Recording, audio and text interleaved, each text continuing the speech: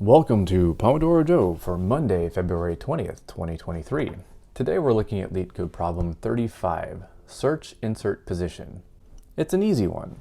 Given a sorted array of distinct integers and a target value, return the index if the target is found.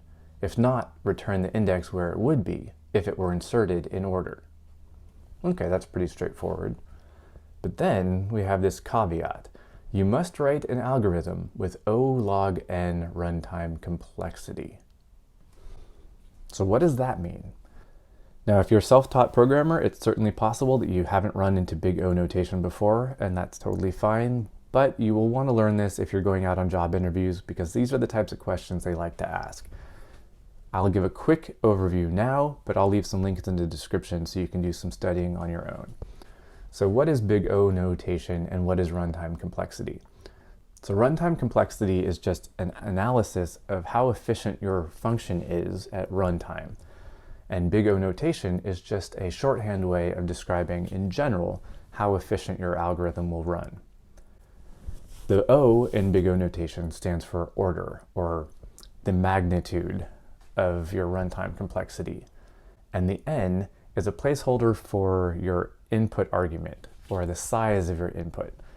In our case, we have this nums list, so n will just be the number of elements in our nums list. So let's just take an example. If we had this simple algorithm where we're looking for the insertion point of our target, let's just say we start at index 0 and we go through all n elements of our input array and we just find the input position and we'll just return that value.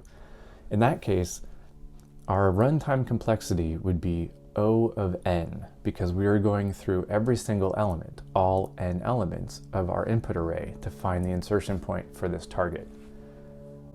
So that would be an O of n runtime complexity. That's also called a linear runtime complexity because it scales linearly with our input size.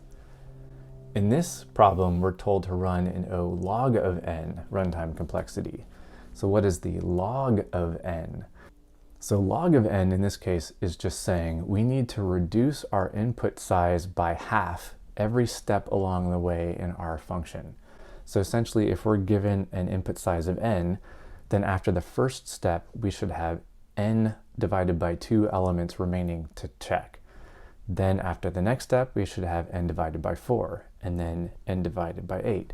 So we're dividing our input search size essentially by half every step along the way. Okay, again, I'll leave some links in the description for more. You can check it out. It's definitely worth learning. All right, with that, we will put 25 minutes on the Pomodoro timer and we will get started. As with most problems, I like to start with a result. And in this case, it's an integer, so I'll set it to 0. And at the end, we'll return our result.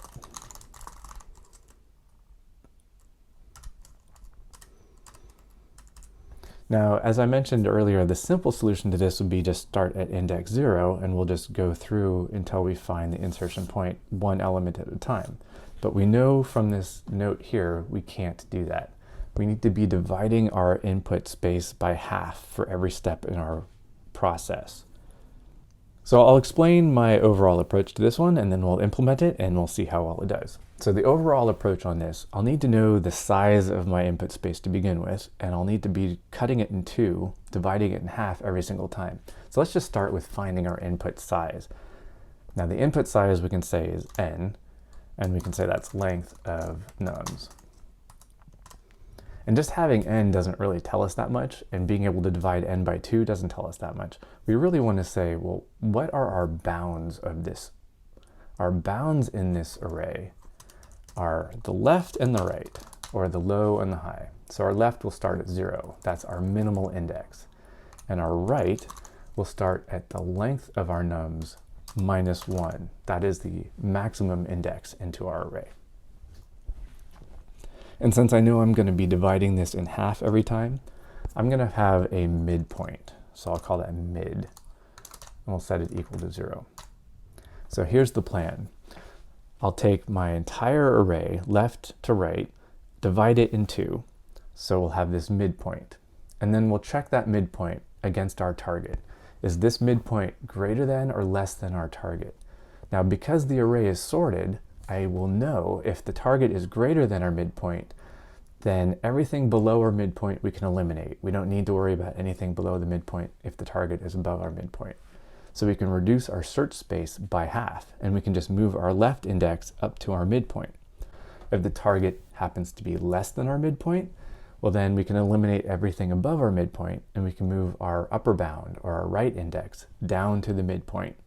We'll just keep dividing our space in half every step along the way until we converge on our target, or the insertion point where our target should be. So now we get to the main part of the algorithm. We have some while loop. So what I'm going to be doing is moving my left and my right closer and closer together until they meet, and that will be the point that we return. So let's see, while my left is less than or equal to my right. So this is just saying, while I still have some space to search, we'll find the midpoint. Now the midpoint, you might think, well, that's just, let's see, we're going to take the right and we'll subtract the left from it. That'll give us how many elements are remaining in our entire search space. And we'll divide that by 2. I'll do an integer divide by 2, and that will give us the midpoint. Not really. That just gives us half the number of elements. We don't actually have the right index yet. We need to add half the number of elements to whatever our base happens to be. In this case, it'll be the left. So your left will be sort of the base of your search space, the minimum side of your search space. You add half of your remaining elements left to get your midpoint. Hopefully this makes sense. This will just be how you find the midpoint of your remaining search space. Now we just need to check our target against the value at that midpoint. So how do we do that? Well, we can just say if the target is equal to, if the target is equal to that midpoint, so that's nums at the midpoint, then we're done. We found our target and we can return our midpoint. So if our target is not equal to the midpoint, well then it's either greater than or less than. So we'll just check.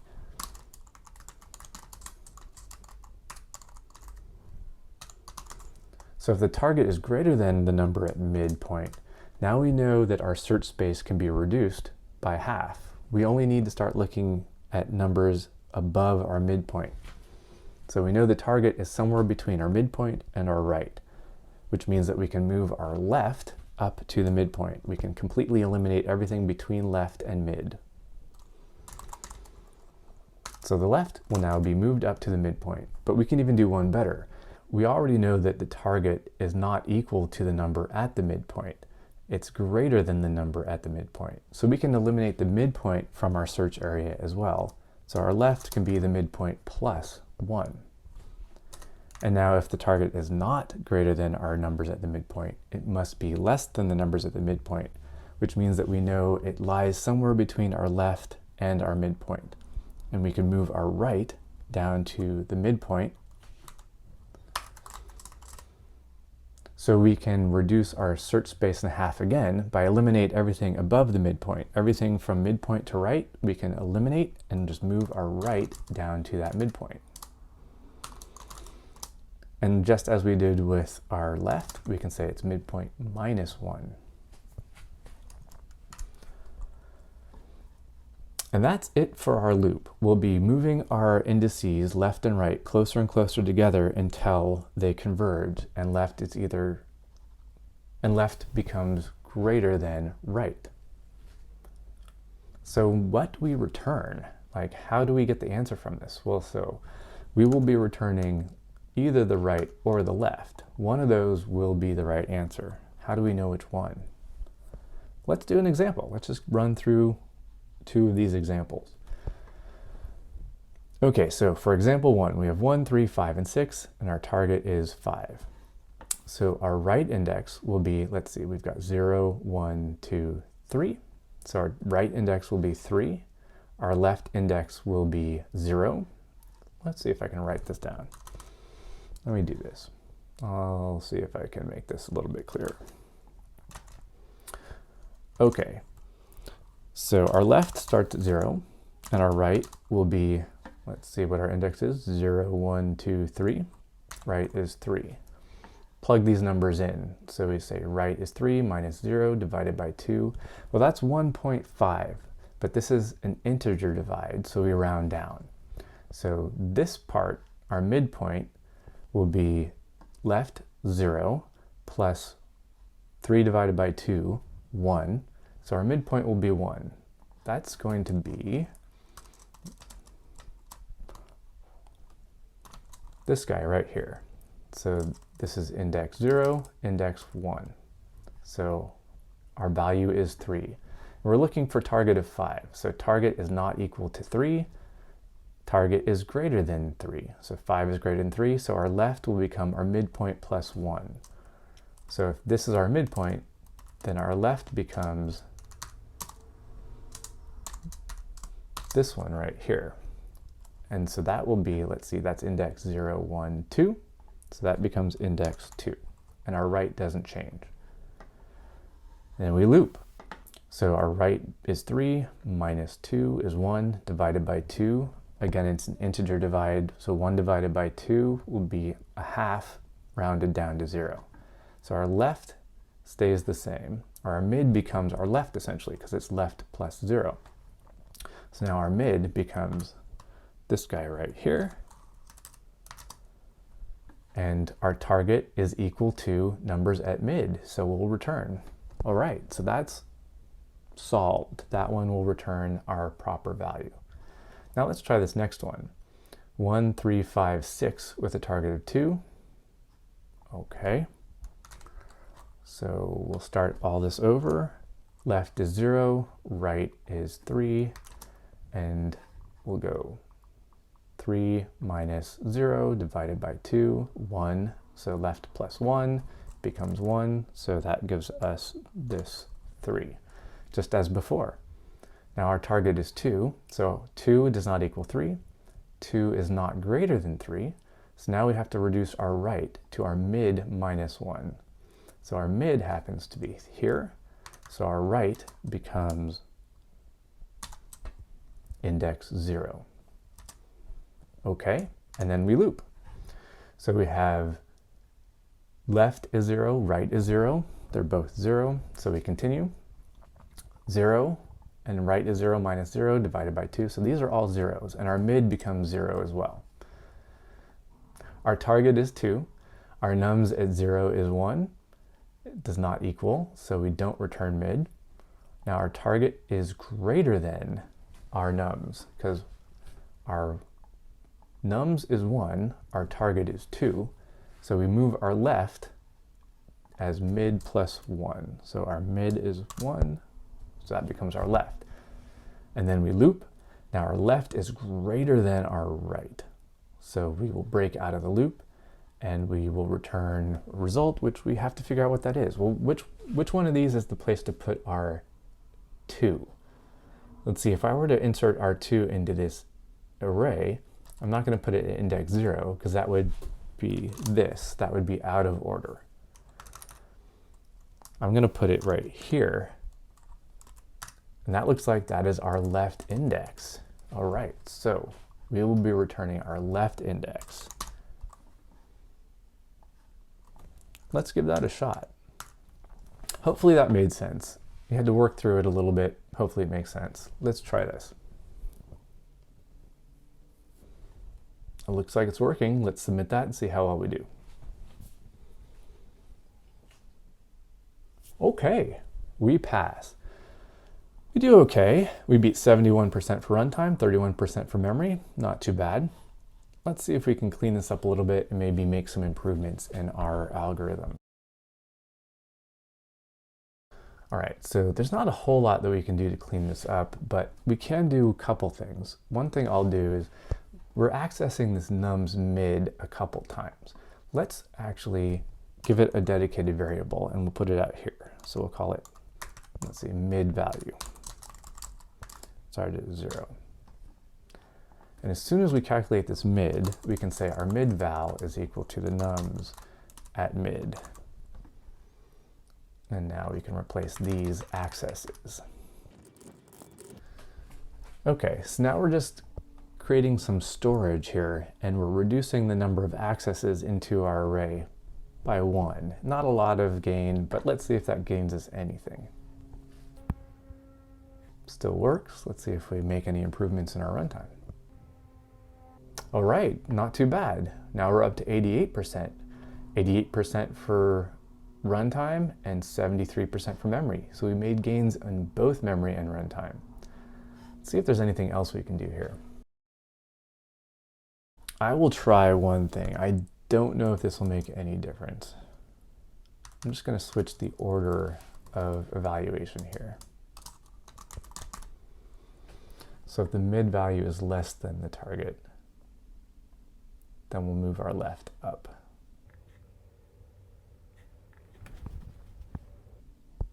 Oh, that dropped us significantly. I'm not sure exactly why. I think because when we had it the other way around, our target is pretty static. It doesn't change throughout the entire lifetime of this function, whereas our mid-val will be changing every single time through this loop. So I'm guessing it can optimize this comparison. Not totally sure.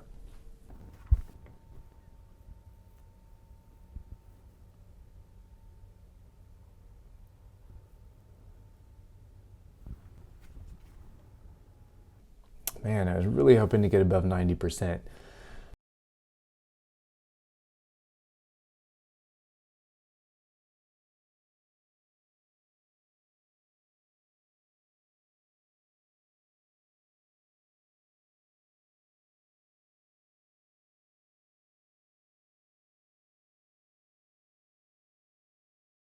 Well, let's try reducing our runtime just by changing some of our variable names. So we'll do L and R for left and right.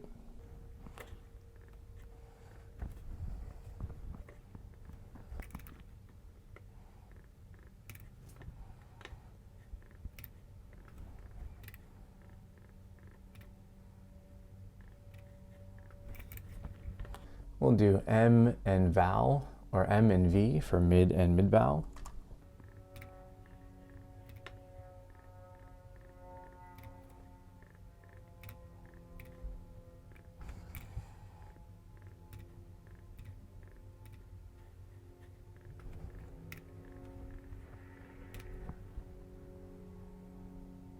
Okay, we've reduced this to very minimal variable names. Let's see if that makes any difference. In fact, it makes it worse.